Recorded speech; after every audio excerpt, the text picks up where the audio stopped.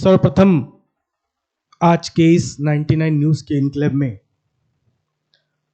आपने सुबह से कई तरह की परिचयाएं सुनी होंगी। राजनेता आए होंगे और सबने विकास पर बात की होगी। किसी ने कहा होगा कि हम ये सड़कें बनवा देंगे, हम ये करा देंगे, हम वो करा देंगे। राजनीति और साहित्य, राजनीति पैर की जूती है और साहित्य सर की पगड़ी है।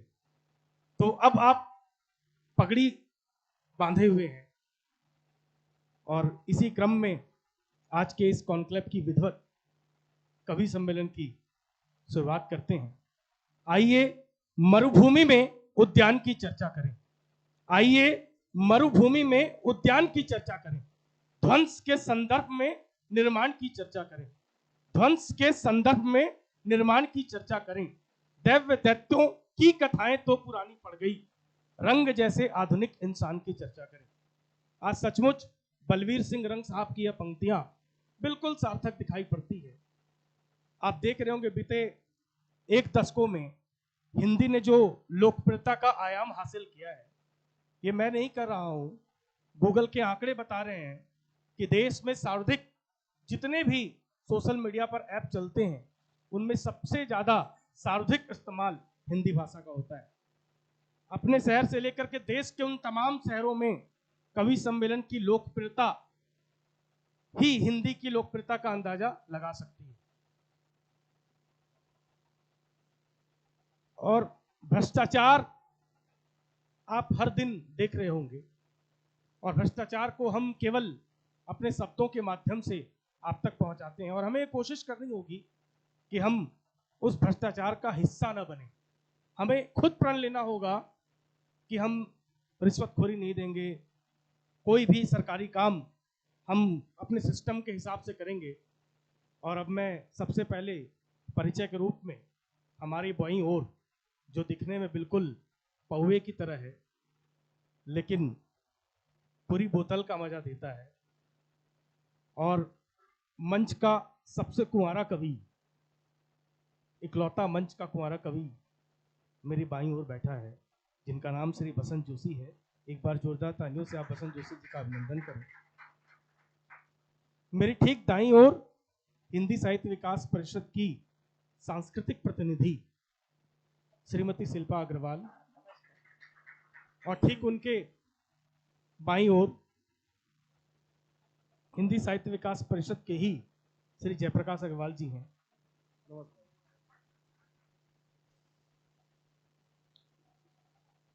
मैं विधिवत अब शुरू करता हूं। वे सत्ता में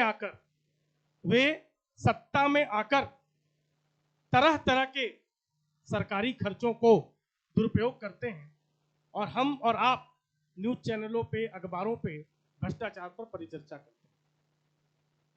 इसी क्रम में जैसा कि मैंने पहले ही कहा, आपके सामने एक हास्य का और भ्रष्टाचार के ऊपर बहुत अच्छे कटाक्ष करने वाले कवि श्री बसंत जोशी, मैं उन्हें ही सर्वप्रथम आमंत्रित करता हूं कि वो आए और अपने काव्य पाठ से शुरुआत करें इस कार्यक्रम की।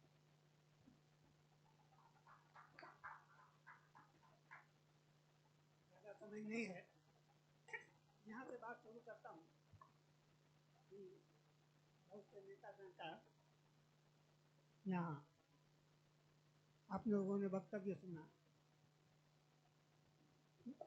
4 लाइन खास की मैं आपको सुना रहा हूँ कि पार्टी का झंडा ढोकर उसने जिंदगी गुजार दी और सब कुछ लुटाकर अपनी पूरी पूंजी उजाड़ दी। पार्टी का झंडा ढोकर उसने जिंदगी गुजार दी और सब कुछ लुटाकर अपनी पूंजी उजाड़ दी, और विधायक बनने के लिए थैली पहुंचा नहीं सका तो इलेक्शन के टिकट में बाजी दूसरे ने मार दी। वाह वाह, बहुत अच्छी, बहुत बढ़िया। यही हमारे देश का, समाज का यही हाल है।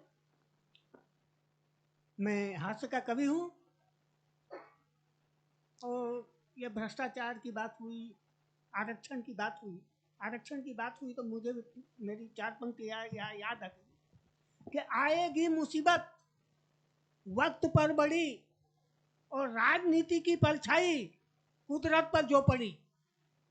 आएगी मुसीबत वक्त पर बड़ी, और राजनीति की परछाई कुदरत पर जो पड़ी, तो देखना पड़ेगा हमें भी मौसम को उल्टे आकार में। और सूरज ने सीख लिया कहीं चुनावी नेता की तरह गुम होना, तो रहना पड़ेगा हमें भी 5 वर्षों तक अंधकार में। वाह, तो मौका मिलेगा चांद को धरती पर छाने का, और षड्यंत्र रचेगा वो रात को बचाने का, और अंधकार की अवधि को चांद और बढ़ा देगा, और करके आरक्षण लागू आकाश के तारों को आपस में लड़ा देगा। वाह। और जन समस्या, पानी, बिजली, सड़क। मुझे बिजली पर मतलब होता है कि जिस चीज से जनता को तकलीफ होती है, कष्ट होता है, मैं उस चीज की मजाक उड़ा देता हूँ। मेरी एक बहुत पुरानी कविता है, मैंने चलते चलते बिजली पर लिखी थी कि बिजली हो गई थी गुल, सुनसान था पुल, छाया था अंधकार, अंधकार में ही वो कर रहा था पुल पार, और पुल के ऊपर खड़े थे लुटेरे चार। तो एक ने दिखाई उसे बंदूक दो नाली, और दूसरे ने सटाई गर्दन में भुजाली। तो देखकर बंदूक और भुजाली उसका निकल रहा था दम, तो तीसरा बोला निकाल दो जो पास में, नहीं तो मार देंगे बम। तो बोला कुछ है ही नहीं पास में, तो क्या निकालेंगे हम। तो चौथा था वो देने लगा गाली, बोला इसने तो हमारी बोनी खराब कर डाली। चौथा था वो देने लगा गाली, बोला इसने तो हमारी बोनी खराब कर डाली, इस फोकट राम की है जेब खाली, इसे गोली मारो। तो बोला ऐसा मत करना यारो, मुझे मत मारो, ऐसा मत करना यारो, मुझे मत मारो, और आने वाले राहगीरों को लूटते जाओ, अंधेरे का फायदा उठाओ, रात भर लूटपाट मचाओ, तुम्हारी झोली भर जाएगी। तो ये बिजली गई है, अब थोड़े रात भर आएगी। वाह वाह वाह। तो बोला डाकुओं का सरदार, क्या कहते हो तुम, बिजली आएगी या नहीं आएगी तुम्हें कैसे मालूम। तो वो बोला ये बिजली में ही बुझाता हूँ और मैं ही जलाता हूँ, देखो मैं तुम लोगों को कैसा काम आता हूँ, तुम्हारे लिए यहाँ अंधेरा हर शाम करता हूँ, क्योंकि मैं बिजली विभाग में काम करता हूँ। वाह वाह वाह वाह वाह। तो बोला डाकुओं का सरदार कि तब तो तुमने हमारी चौपट की कमाई थी, और परसों रात जब बिजली हो गई थी गुल और हमने उस घर में लूटपाट मचाई थी, तो तुमने तुरंत क्यों बिजली जलाई थी। तो वो बोला ये बात मुझे हमें पहले आकर क्यों नहीं बताई थी। ठीक है तुम अपना हिस्सा ले जाना, कल रात आकर फिर बिजली मत जलाना। तुम अपना हिस्सा ले जाना, कल रात फिर बिजली मत जलाना। हमने उसी घर में फिर से लूटपाट करने का विचार कर लिया है, उसे आगाही का लेटर दे दिया है। तो वो बोला कि वहां मत जाना, उसने नया इन्वर्टर ले लिया है। वाह वाह वाह वाह। पानी के बाद एक मेरी चर्चित कविता है, आप लोगों ने किसी से कविता का स्वागत। शीर्षक है चापाकल। ये चापाकल स्वागत। वाली कविता से मैं जाना जाता हूँ, पहचाना जाता हूँ। स्वागत है। कि सोचा कि पेयजल की समस्या अब हो जाएगी हल, क्योंकि मेरे पड़ोस में लगा था नया चापाकल। सोचा कि पेयजल की समस्या अब हो जाएगी हल, क्योंकि मेरे पड़ोस में लगा था नया चापाकल। मैं खुश होकर बाल्टी लेकर दौड़कर सब काम छोड़कर आया। मैंने उस चापाकल के हैंडपंप को सैकड़ों बार चलाया, और चलाते चलाते मेरे सर में पसीना आया, लेकिन उसमें से एक बूंद पानी बाहर नहीं आया। मैंने कहा ये चापाकल महाराज, क्या यही है आपका कामकाज। मैंने कहा ये चापाकल महाराज, क्या यही है आपका कामकाज। सरकार ने आपको यहाँ लगवाया है भीषण गर्मी में, जनता को राहत दिलाने के लिए, प्यासों की प्यास बुझाने के लिए, लेकिन आप तो तैयार हैं हमें अस्पताल पहुंचाने के लिए। अगर आपकी यही जिद रही तो चलाने वाले के हाथ में फोड़ा पड़ जाएगा, और मैं तो क्या कोई पहलवान भी आकर अपना सारा जोर लगाएगा तो उसको भी दिल का दौरा पड़ जाएगा। तो मेरी बात सुनकर चापाकल बोला, अपने सूखे हुए कंठ को खोला।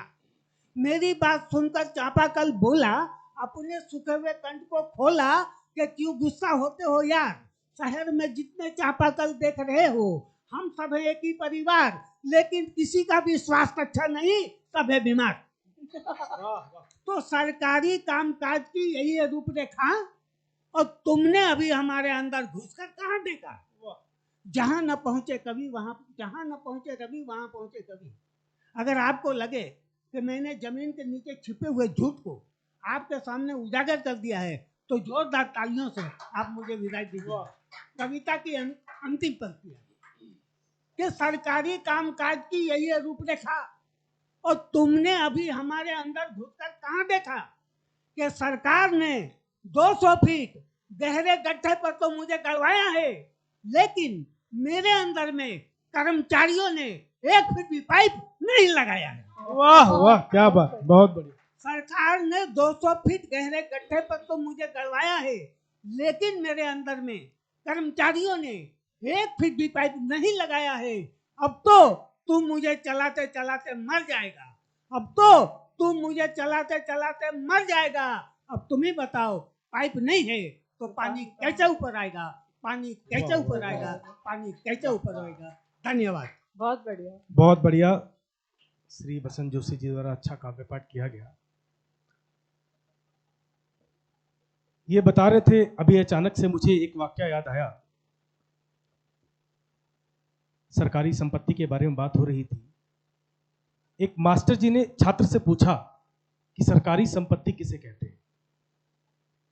मास्टर जी ने छात्र से पूछा कि सरकारी संपत्ति किसे कहते हैं, या सरकारी अधिकारी किसे कहते हैं। तो छात्र का बड़ा प्यारा जवाब आया, जो सरकारी संपत्ति को अपना स्वाधिकार बनाकर अपने घर ले जाए, उसे सरकारी अधिकारी कहते हैं।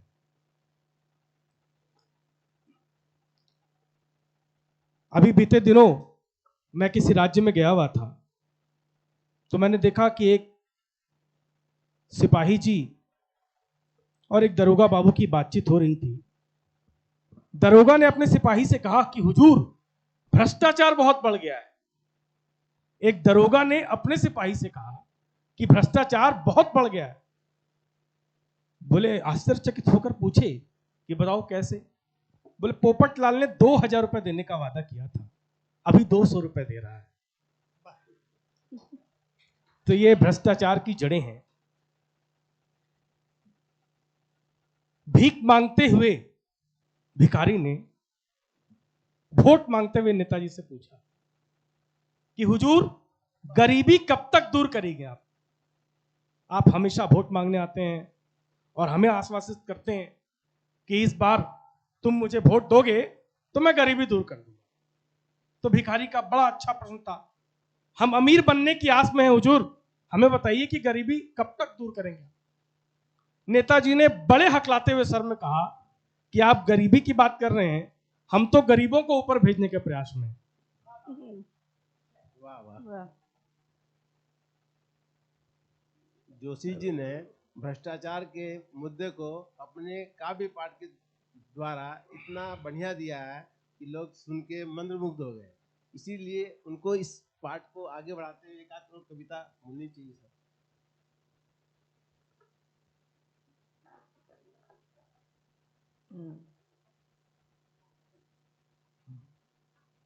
हमसे हमारे मित्र ने पूछा कि राजनीति क्या कला है। मैंने कहा राजनीति उच्च कोटि की सबसे निकृष्ट कला है। रास आ गई तो भला, नहीं तो भाला है। आप इसे यूं भी समझ सकते हैं, रास आ गई तो नरेंद्र मोदी, नहीं तो राहुल गांधी। एक बड़ी व्यंग्यात्मक कविता है, मैं उसे बहुत संक्षेप में सुनाने का प्रयास करता हूं, जो एक आम आदमी उससे त्रस्त है। चाहे आप हो, हम हर दिन प्रतिदिन बाजार जाते हैं और प्रतिदिन बाजार से सामान करते हैं, और एक आम आदमी और एक दुकानदार की बातचीत को मैंने इस कविता में बताया कि एक आम आदमी किस तरीके से आज महंगाई अपने चरम उत्कर्ष पर है। और दुकानदार से हम किस तरीके से सामान ला जाते हैं, दुकानदार किस तरीके का व्यवहार और किस तरीके का भाव आपको बताता है।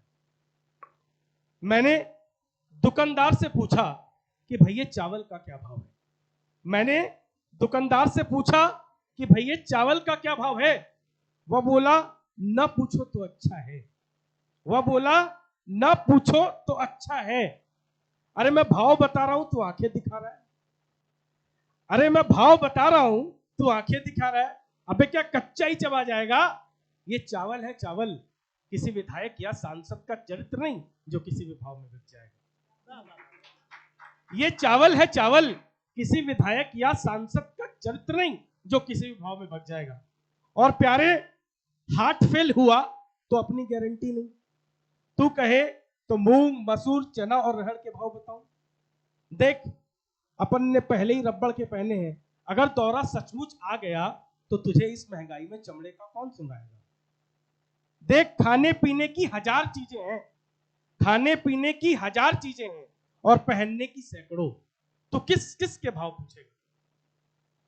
खाने पीने की हजार चीजें हैं और पहनने की सैकड़ों, तो किस किस के भाव पूछेगा? मैं तो मुफ्त में बता भी दूंगा, बनवारी लाल नहीं बताएगा। मैं तो मुफ्त में बता भी दूंगा, बनवारी लाल नहीं बताएगा। देख, मैंने तेरे चेहरे का भाव पढ़ लिया है, तू अपना भाव पढ़। अगर तेरी जेब में 10 रुपए है तो लाल निकाल, तुझे बढ़िया घी का खाली डिब्बा सुंघाऊं। अपन बेचते नहीं, सुंघाते हैं, क्योंकि तुझ जैसों की औकात अच्छी तरह जानते हैं। अपन बेचते नहीं, सुंघाते हैं, क्योंकि तुझ जैसों की औकात अच्छी तरह जानते हैं। देख, मैंने तेरे चेहरे का भाव पढ़ लिया है, तू अपना भाव पढ़। अपन बेचते नहीं, सुंघाते हैं। तू कहे तो तुझे मूंग मसूर चना और अरहर के भाव बताऊं।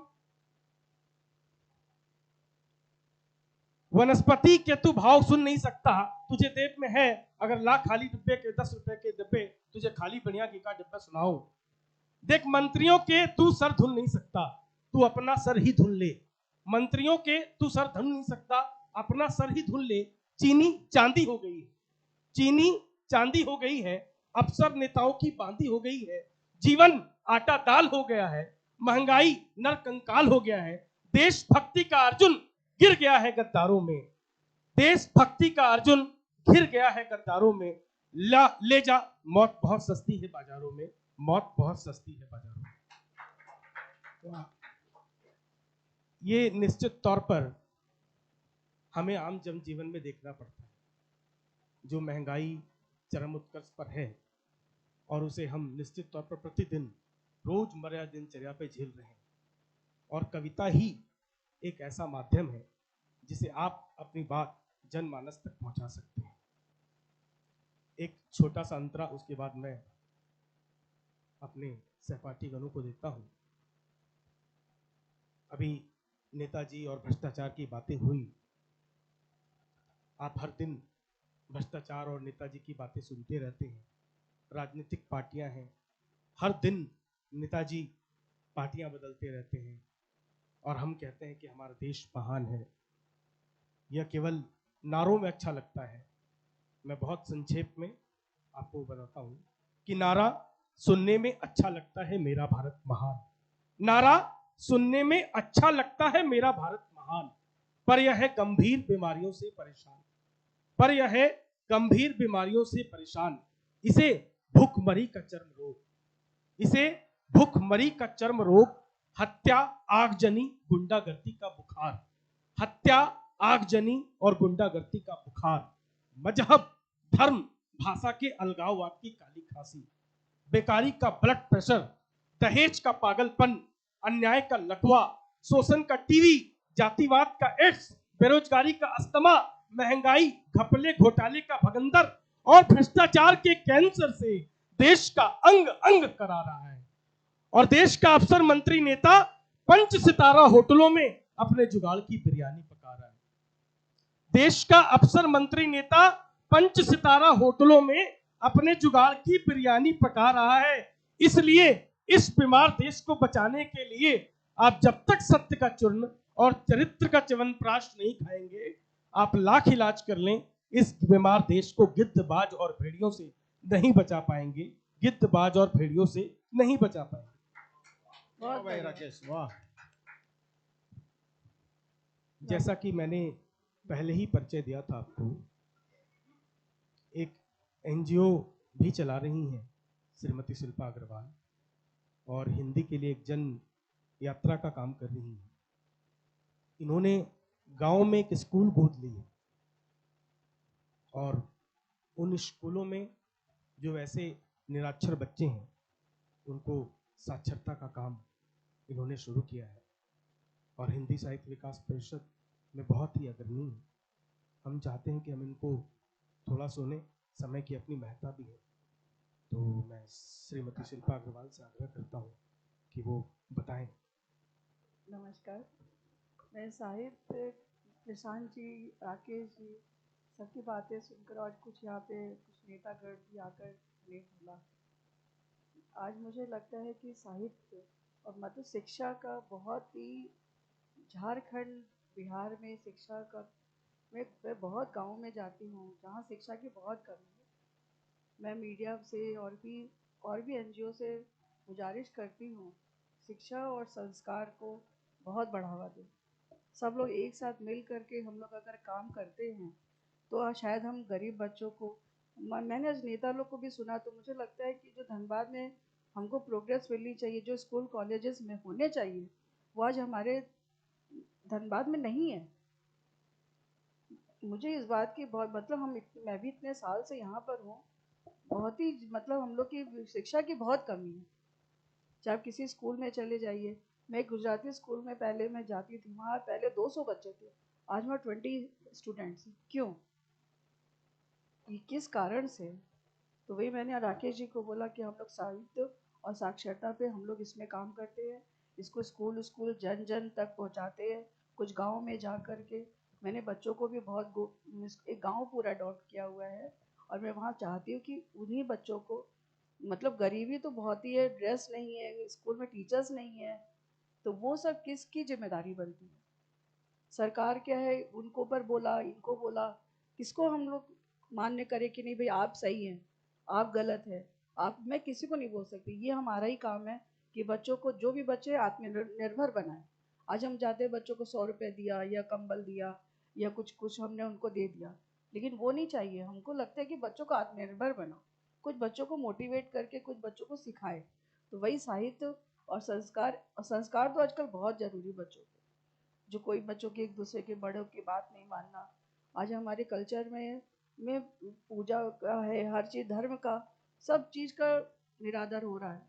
हम लोग उस चीज़ को भी आगे बढ़ाएं, टीवी के माध्यम से, मीडिया के माध्यम से, हम लोग अपने माध्यम से, भाई कवियों के माध्यम से इस चीज़ को हम आगे बढ़ाना चाहते हैं। Thank you. बहुत बहुत धन्यवाद। अभी बीतों दिनों दशहरा बीता और हमारे ही क्षेत्र में नहीं बल्कि पूरे देश में रावण के बड़े बड़े पुतले जलाए जाते हैं और नतीजन हो यही रहा है कि हमारे अंदर का राम छोटा हो रहा है और रावण बड़ा हो रहा है। हमें अपने अंदर के राम को जगाना होगा और रावण को मारना होगा। मैं उन तमाम रामलीला समितियों से भी कहता हूं कि आप रावण के पुतले जलाकर व्यर्थ कागजों पर पैसे बहाते हैं। यदि हम अपने अंदर के राम को जिंदा कर लें तो निश्चित तौर पर रावण के पुतलों को जलाने की आवश्यकता नहीं पड़ेगी। ठीक रावण के ही ऊपर एक छोटी सी कविता मैं आपको बता रहा हूं। शहर की रामलीला समिति होती है, उसमें रावण के पुतले जलाए जाते हैं और रावण के पुतलों को हर वर्ष उसके पुतले के आकारों को बड़ा कर दिया जाता है और हमारे अंदर का राम प्रतिदिन छोटा हो रहा है। मैंने रावण के पुतले से बात की, उसी बातचीत को आपको इस कविता में बता रहा हूं। जैसे ही रामलीला दशहरा आता है, रामलीला समिति रावण दहन के बड़े बड़े पुतले जलाती है और आयोजन रखती है। उसी आयोजन का एक हिस्सा मुझे बनने का अवसर मिला। मैंने देखा शहर की रामलीला समिति ने रावण दहन का आयोजन रखा गया और उस आयोजन के दर्शन का निमंत्रण हमें भी दिया गया। और उस कार्यक्रम के मुख्य अतिथि के रूप में बड़े कवि हैं श्री बसंत जोशी जी, उनको आमंत्रित किया। रावण के पुतले में आग लगानी थी इनको। जैसे ही रावण के पुतले में ये आग लगाने गए, रावण के पुतले से आवाज आई कि सुनो बसंत, मेरे पुतले में वही आग लगाएगा जिसने किसी भी स्त्री को भली बुरी नजर से नहीं देखा हो। बसंत जोशी जी के हाथ से मसाल छूट गई। इन्होंने कहा कि रावण की भविष्यवाणी और अपनी नजरों पर शंका ये साफ दिखाई पड़ रही थी चेहरे पर। इन्होंने कहा कि भाई 99 न्यूज के हेड संपादक श्री राकेश पाठक जी, आप रावण के पुतले में आग लगाइए।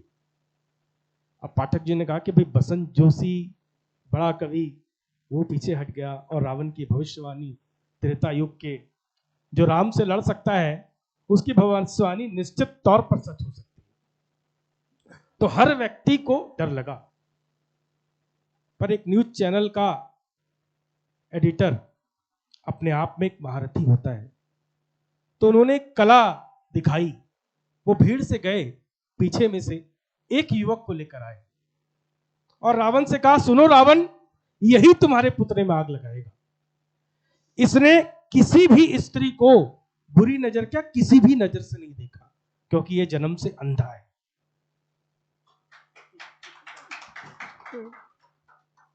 शहर की रामलीला समिति द्वारा रावण दहन का आयोजन रखा गया और उस आयोजन के दर्शन का निमंत्रण हमें भी दिया गया।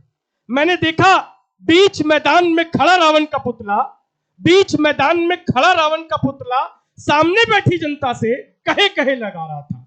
मैंने देखा बीच मैदान में खड़ा रावण का पुतला सामने बैठी जनता से कहे कहे ललकार रहा था और मुंह फाड़ ललकार रहा था, अरे ओ कलयुग के कठपुतलों, अरे ओ कलयुग के कठपुतलों, तुम मुझे क्या जलाओगे, अगले वर्ष फिर नहीं खड़ा पाओगे। अरे ओ कलयुग के कठपुतलों, तुम मुझे क्या जलाओगे, अगले वर्ष फिर नहीं खड़ा पाओगे।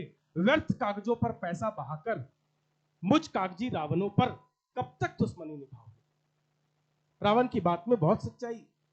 हम हर वर्ष क्या करते हैं, अपनी प्रतिस्पर्धा के कारण अगर 5 फीट का किया तो इस बार 20 फीट का, 30 फीट का, 40 फीट का, और व्यर्थ में कागजों पर पैसे बहा रहे हैं। हमें रावण के पुतलों को जलाने की आवश्यकता नहीं पड़ेगी भाई साहब। यदि हम अपने अंदर के रावण को मार लें और अपने अंदर का राम पैदा कर लें तो कभी आवश्यकता नहीं पड़ेगी किसी रावण के पुतले को जलाने की। तो उसने कहा, रावण ने कहा कि व्यर्थ कागजों पर पैसे बहाओगे, अरे बताओ भैया, आखिर कब तक ऐसी दुश्मनी निभाओगे, आखिर कब तक ऐसी दुश्मनी निभाओगे। अरे इतना भी नहीं जानते, हम तो त्रेता युग के रावण हैं, हम तो त्रेता युग के रावण हैं जो राम के हाथों मरकर सीधे बैकुंठ में बसे, जो राम के हाथों मरकर सीधे बैकुंठ में बसे हैं। अरे जलाना है तो उन जिंदा रावणों को जलाओ जो मेरे वेश में तुम्हारे देश में बसे हैं, जो मेरे वेश में तुम्हारे देश में बसे हैं। ये बिल्कुल सार्थक है। हमें प्रयास करना होगा कि अपने अंदर के राम को जगाने के लिए, इसके लिए आपको निश्चित तौर पर रिश्वतखोरी, भ्रष्टाचार के खिलाफ खड़ा होना। आप किसी पार्टी को दोष नहीं दे सकते जब तक आप स्वयं सार्थक नहीं बनिएगा, जब तक आप स्वयं शुद्ध नहीं बनिएगा। तो अंतिम कड़ी है और 2 शब्द मैं चाहूंगा जयप्रकाश जी से, क्योंकि समय की अपनी एक महत्ता है और विराम भी हमें लगाना होगा। तो 2-4 शब्द जयप्रकाश जी कहकर उसके बाद मैं इस कार्यक्रम को विराम लगाऊंगा। जयप्रकाश अग्रवाल जी। नमस्कार। मैं हिंदी साहित्य से जुड़ा हुआ हूँ, बोल के मेरे को हिंदी से लगाव है, साहित्य से लगाव है। बाकी मैं कविता पाठ नहीं करता हूँ, फिर भी मेरे को लगता है कि देश में एक जो लाइन चलती है हमेशा कि हिंदी है हम वतन के, हिंदुस्तान हमारा, अगर ये सब लोगों में पाया जाएगा या फिर हम लोग पहुँचा पाएंगे तो देश अपने आप अच्छी रास्ते पर, अच्छी राह पर आगे निकल पाएगा। एक अंतिम मुखड़ा, बड़ी कविता है लेकिन बस अंतिम मुखड़े पर हम इसका समापन करते हैं कि आप क्या चाहते हैं और आपसे आपकी व्यवस्था क्या चाहती है। व्यवस्था चाहती है गर्म मुल्क है और व्यवस्था आपसे चाहती है कि आप ठंडी कविताएं लिखें, और मैं उस व्यवस्था के खिलाफ गर्म कविता लिखना चाहता हूँ। लेकिन व्यवस्था मुझसे चाहती है कि आप गर्म कविता न लिख के ठंडी कविताएं लिखें। व्यवस्था चाहती है कि मैं गर्म मुल्क में गर्म कविताएं नहीं ठंडी कविताएं लिखूं। व्यवस्था चाहती है कि मैं गर्म मुल्क में गर्म कविताएं नहीं ठंडी कविताएं लिखूं और बिके हुए बौद्धिकों की तरह सरकारी स्तुति और आरती लिखूं। मैं भी बिके हुए बौद्धिकों की तरह सरकारी स्तुति और आरती लिखूं। बोलिए भाई साहब, मैं इस व्यवस्था को नमन कैसे करूं? कितनी शिताएं नंगी हैं, कितने लवकुश भूख से विलक रहे हैं। कितनी शिताएं नंगी हैं और कितने लवकुश भूख से विलक रहे हैं। बोलिए भाई साहब, मैं इस व्यवस्था को नमन कैसे करूं? और आखिर आप कब तक यह घटिया रस्म निभाते रहेंगे? मैं भूख, विद्रोह और क्रांति के गीत गाऊंगा, आप तालियां बजाते रह जाएंगे। मैं भूख, विद्रोह और क्रांति के गीत गाऊंगा, आप व्यर्थ में तालियां बजाते रह जाएंगे। सोच लो, अच्छी तरह सोच लो। मेरे दिमाग के एक नहीं बल्कि कई पेच ढीले हैं, और आज से नहीं सदियों से ढीले हैं। इसलिए मेरा कवि जिंदा है। भले ही किसी को बुरा लगे, मैं तो लेखनी का कर्ज चुकाऊंगा। भले ही किसी को बुरा लगे, मैं तो लेखनी का कर्ज चुकाऊंगा। तुम चाहो तो लाठियों से सर फुड़वा देना, तुम चाहो तो लाठियों से सर फुड़वा देना, तुम चाहो तो गोलियों से भुनवा देना। मेरे आदर्श हिमालय से बुलंद है, मेरे आदर्श हिमालय से बुलंद है, मेरे विचार गंगा से पवित्र हैं। तुम जितनी भी कोशिश कर लो, मेरे विचारों में कोई कमी नहीं होगी। मैं इसलिए गर्म मुल्क में ठंडी कविताएं नहीं लिख सकता, बिके हुए बौद्धिकों की तरह सरकारी आरती नहीं लिख सकता। बहुत बहुत धन्यवाद। मैं चाहता हूं कि समापन बसंत जोशी से शुरुआत हुई थी, उन्हीं से एक समापन हो। वो 2-4 मिनट की कविता कर इस कार्यक्रम का विधिवत समापन करें।